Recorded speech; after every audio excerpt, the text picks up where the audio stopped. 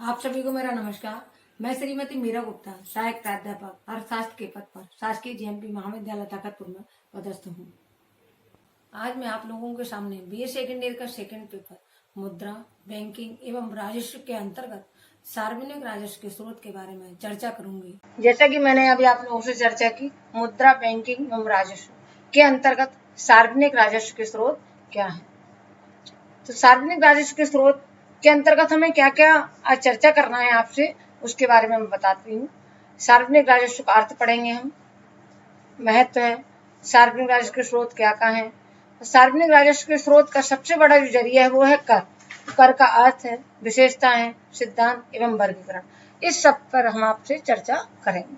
तो इसको देखने के लिए हम पहले देखेंगे सार्वजनिक राजस्व है क्या वास्तव में। सरकार को विभिन्न स्रोतों से जो आय प्राप्त होती है उसे हम सार्वजनिक राजस्व या सार्वजनिक आय कहते हैं। जिस प्रकार एक व्यक्ति को अपनी आवश्यकता की पूर्ति हेतु आय की आवश्यकता होती है, उसी प्रकार सरकार को अपने कार्यों को सफलतापूर्वक संपन्न करने के लिए आय की आवश्यकता होती है।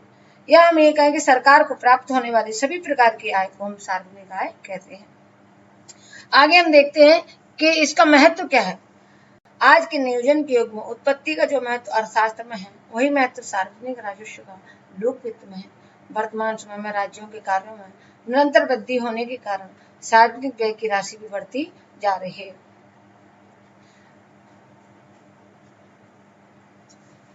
आगे हम देखेंगे कि सार्वजनिक राजस्व के स्रोत क्या क्या हैं, कहाँ कहाँ से सरकार को आय प्राप्त होती है।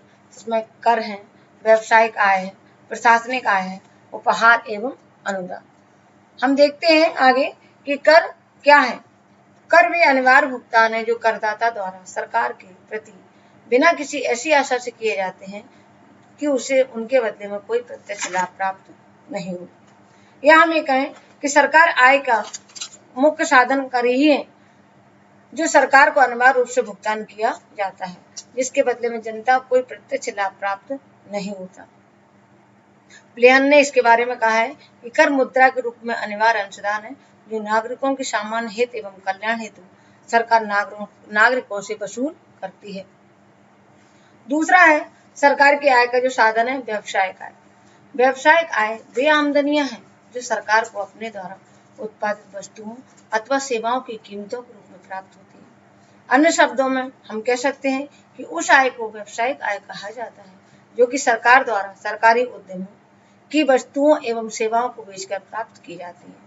इस आय को कीमतों का नाम दिया जाता है और वह इसलिए क्योंकि वह सरकार द्वारा प्रदान की जाने वाली वस्तुओं व सेवाओं की कीमतों के रूप में प्राप्त होती है, जैसे डाक व्यय की अदायगियां हैं, चुंगी है, सरकार द्वारा वितरित की जाने वाली बिजली की कीमतें हैं, रेल सेवा है इत्यादि। आगे हम देखते हैं कि प्रशासनिक आय, कि सरकार की जो प्रशासनिक आय होती है वो भी सरकार की आय के अंतर्गत आती है। इसमें उन प्राप्तियों को रखा जाता है जैसे शुल्क है, लाइसेंस है, जुर्माने हैं, संपत्ति जब्त करने और उत्तराधिकारी के अभाव में संपत्ति पर अधिकार करने आदि से होने वाली प्राप्तियां तब विशेष कर निर्धारण। जैसे हमने शुल्क का फीस के बारे में चर्चा की आपसे, शुल्क है या हम महाविद्यालय पढ़ने जाते हैं, विद्यालय जाते हैं या हम चिकित्सालय जाते हैं और शुल्क हम देते हैं, वो सब सरकार की आय कहलाती है। लाइसेंस में अगर हम गाड़ी का हमारी उम्र हो जाती है 18 वर्ष, उसमें हम लाइसेंस बनवाना रहता है। या हमें विस्फोटक सामग्री है, उनके शराब की दुकानें हैं, मेडिकल की दुकानें, इनके लिए हमें लाइसेंस की परमिशन लेना पड़ती है। इसके लिए जो शुल्क हम जमा करते हैं वो प्रशासनिक आय के अंतर्गत आता है। फिर आगे हम देखते हैं उपहार तथा अनुदान। भेंट या उपहार वे अच्छे अनुदान है जो प्राइवेट व्यक्ति अथवा गैर सरकारी दाताओं द्वारा ऐसे विशिष्ट कार्यों के लिए सरकार को दिए जाते हैं, जैसे कि युद्ध काल या संकट काल के समय सहायता कोष अथवा प्रतिरक्षा कोष। ऐसे अंशदान देशभक्त, दानशील एवं जनसेवी व्यक्तियों द्वारा युद्ध, अकाल तथा ऐसे ही अन्य संकटकालीन अवसरों में दिए जाते हैं। अब हमें देखना है कि सरकार की जितने भी स्रोतों से आय मिलती है उसमें सबसे ज्यादा आय सरकार को कर से ही मिलती है। तो कर के बारे में हम विस्तृत रूप से पढ़ेंगे कि कर क्या है, कर की विशेषताएं क्या है, कर के सिद्धांत क्या है और वर्गीकरण। तो उसको पहले देखने के लिए हमें देखेंगे कर क्या है। कर वे अनिवार्य भुगतान है जो करदाता द्वारा सरकार के प्रति बिना किसी ऐसी आशा से किए जाते हैं जो कि उसे उनके बदले में कोई प्रत्यक्ष लाभ प्राप्त होगा। वेस्टिबल ने कहा है कि फक्कर व्यक्ति अथवा व्यक्तियों के समूह के पास विद्यमान धन का वह अनिवार्य अंशदान है जो कि सरकारी कार्यों को सेवा के बदले में दिया जाता है। डाल्टन ने भी इसके बारे में कहा है कि कर लोक सत्ता द्वारा लगाया गया एक अनिवार्य अंशदान है, चाहे उसके बदले में करदाता को उतनी सेवा प्रदान की जाए या नहीं, और इसे किसी कानूनी सजा के रूप में नहीं लगाया जाता है। आगे हम देखते हैं कि कर की विशेषताएं। इसमें पहला है अनिवार्य भुगतान, मतलब कंपलसरी कंट्रीब्यूशन है कि हमें देना अनिवार्य है। हमें ये पता होना चाहिए कि जो हम कर देते हैं वो सरकार की आय होती है और उस आय से सरकार सामान्य कल्याण के लिए, लोक कल्याणकारी सेवाओं के लिए खर्च करती है, इसलिए कर एक अनिवार्य अनुदान है। दूसरा है व्यक्तिगत दायित्व। ये हमारा दायित्व है कि हमें देना है सरकार को और हमें देना चाहिए। कर समाज के हित के लिए लगाया जाता है। इसका मतलब है कि कर जो लगाए जा रहे हैं वो कर की आय से सरकार समाज के कल्याण के लिए ही कार्य करती है, इसलिए ये समाज के कल्याण के लिए कहा जाता है। कर और राज्यों द्वारा प्रदान की गई सेवा में कोई संबंध नहीं होता। कर जो लगाया जाता है उसके द्वारा, सरकार के द्वारा हमें कोई सेवा नहीं दी जाती। प्रत्यक्ष रूप से, अप्रत्यक्ष रूप से हमें जरूर इससे लाभ मिलता है, लेकिन प्रत्यक्ष रूप से हमें कोई इससे लाभ नहीं मिलता। आगे हम देखते हैं कि करों के सिद्धांत।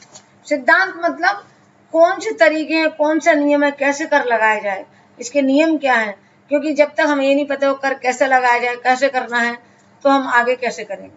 इसलिए के लिए एडम स्मिथ ने करों के 4 सिद्धांत दिए हैं। पहला है समानता का सिद्धांत, निश्चितता का सिद्धांत, सुविधा का सिद्धांत, मितव्ययता का सिद्धांत। समानता का सिद्धांत हमें ये बताता है कि समाज में समानता उत्पन्न हो कर लगने से। इसका मतलब ये कि अमीर व्यक्तियों पर अधिक कर लगाया जाए और गरीबों पर कम कर लगाया जाए। अमीर व्यक्तियों से जो कर की राशि आती है वो गरीबों के कल्याण के लिए खर्च की जानी चाहिए। फिर दूसरा है निश्चितता का सिद्धांत। निश्चितता का सिद्धांत हमें बताता है कि कर की राशि कितनी देनी है, कब देनी है, कहाँ देनी है, किसको देनी है, ये सब पहले से निश्चित होना चाहिए, जिससे करदाता को कर चुकाने में कोई परेशानी का सामना नहीं करना पड़े। फिर कहा है सुविधा का सिद्धांत। सुविधा मतलब जब करदाता कर चुकाता है कर अधिकारी को, तो उसको कोई परेशानी नहीं होनी चाहिए, उसको सब पता होना चाहिए कि कर किस तरीके से चुकाया जाना है और कब चुकाया जाना है और कहाँ चुकाया जाना है, इसलिए करदाता, कर अधिकारी करदाताओं को कोई परेशान न कर सके। फिर मितव्ययता का सिद्धांत, मतलब करों से जो राशि हमें मिलती है, एकत्र करने से राजस्व मिलता है, उसकी लागत कम होनी चाहिए। मितव्ययी का मतलब कम खर्चीली। कर प्रणाली कम खर्चीली हो, करों से जो राजस्व में मिलता है वो अधिक मिले बजाय लागत के। एडम स्मिथ के सिद्धांत के अलावा और भी अर्थशास्त्रियों ने सिद्धांत दिए, उनको मनु सिद्धांत कहते हैं। उत्पादकता का सिद्धांत। उत्पादकता का सिद्धांत हमें बताता है कि कर ऐसे लगाना चाहिए जिससे कि हमारी उत्पादन प्रणाली पर नकारात्मक प्रभाव न पड़े। लोचशीलता। लोचशीलता का सिद्धांत हमें यह बताता है कि सरकार को अपनी जरूरत के अनुसार राजस्व को घटाना बढ़ाना चाहे तो घटा बढ़ा ले। लोचशीलता में हमारी इलास्टिसिटी होती, कम ज्यादा करने आवश्यकता के अनुसार। तो जब ज्यादा जरूरत है तो जब ज्यादा करों की लगा दे, और जब कम जरूरत है राजस्व की तो कम कर लगाए। विविधता का सिद्धांत। विविधता का सिद्धांत हमें बताता है कि कहीं भी एक कर प्रणाली प्रचलित ना हो, क्योंकि एक कर प्रणाली के प्रचलित होने से कर के अंतर्गत कुछ ही लोग आते हैं, इसलिए कर विभिन्न प्रकार के कर लगाना चाहिए जिससे कि सब लोग इसके अंतर्गत आ सकें। आगे हम देखते हैं इसमें कि करों का वर्गीकरण। तो करों के वर्गीकरण के इसमें देखा है कि इसमें 5 आधार बताए गए हैं। पहला है स्वरूप के आधार पर। स्वरूप के आधार पर 2 प्रकार के कर होते हैं, प्रत्यक्ष कर एवं अप्रत्यक्ष कर।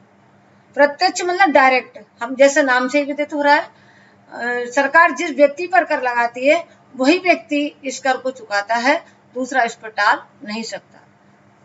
दूसरा अप्रत्यक्ष कर, जिस व्यक्ति पर इस कर लगाया जाता है वो व्यक्ति इस कर का भुगतान न करके किसी अन्य व्यक्ति पर इस कर को टालने में समर्थ हो जाता है।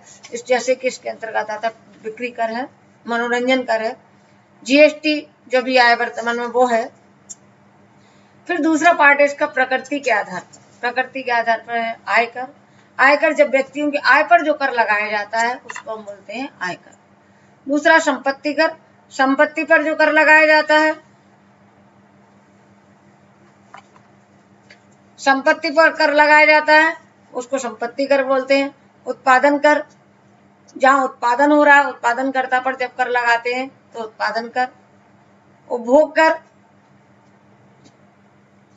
उपभोग पर जो कर लगाया जाता है उसको उपभोग कर बोलते हैं। पूंजीगत वस्तुओं पर कर, जो पूंजीगत वस्तु हैं, संपत्ति वगैरह हैं और जो पूंजीगत वस्तुएं जैसे रहती है उन पर जो कर लगाया जाता है, मशीनरी है तो उनको हम बोलते हैं पूंजीगत कर। और उपभोक्ता वस्तुएं, जो उपभोक्ता जिन वस्तुओं का उपयोग करते हैं उन पर जो कर लगाया जाता है उसको बोलते हैं उपभोक्ता वस्तुओं पर कर। तीसरा आधार दिया है मूल्यांकन के आधार पर। इसमें दो तरह के कर है, विशिष्ट कर और मूल्य अनुसार कर। विशिष्ट कर ऐसे कर होते हैं जो किसी वस्तु की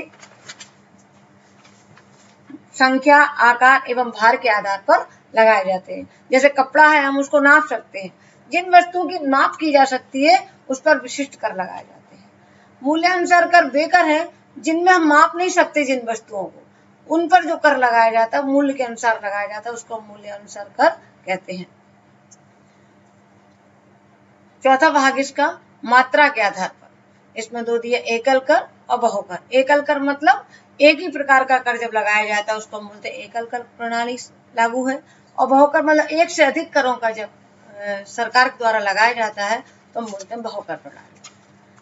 फिर पांचवा पार्ट इसका तरीके के आधार पर वर्गीकरण। इसमें चार प्रकार के जो वर्गीकरण दिए हैं, आनुपातिक कर है, प्रगतिशील कर है, प्रतिगामी कर है और अधोगामी कर। आनुपातिक कर जैसे कि चित्र में देख रहे हैं आप कि जब सभी व्यक्तियों, जितने भी आय वाले वर्ग हैं, 10 लाख, 20 लाख, 30 लाख, 40, 50, 60 कि कितने भी आय वर्ग के लोग हों, चाहे कम हो या ज्यादा, सब पर एक ही दर से कर लगाया जाता है। तो ऐसे करों को हम बोलते हैं अनुपातिक कर। दूसरा है प्रगतिशील कर कि जैसे जैसे आय बढ़ती जाती है कर की दर भी बढ़ती जाती है। फिर इसमें प्रतिगामी कर कि जब जैसे जैसे आय बढ़ती है किसी व्यक्ति की, कर की दर इसमें घटती जाती है, मतलब आय और कर की दर में उल्टा संबंध होता है। चौथा दिया है अधोगामी कर या क्रमिक कर, एक ही है। इसमें है कि शुरू में तो ये प्रगतिशील रहता है, आय बढ़ने के साथ साथ कर की दर बढ़ती है, लेकिन एक सीमा के बाद इसमें कर की दर निश्चित हो जाती है, अनुपातिक हो जाती है। ऐसे करों को हम अपक्रमिक या अधोगामी कर कहते हैं। धन्यवाद।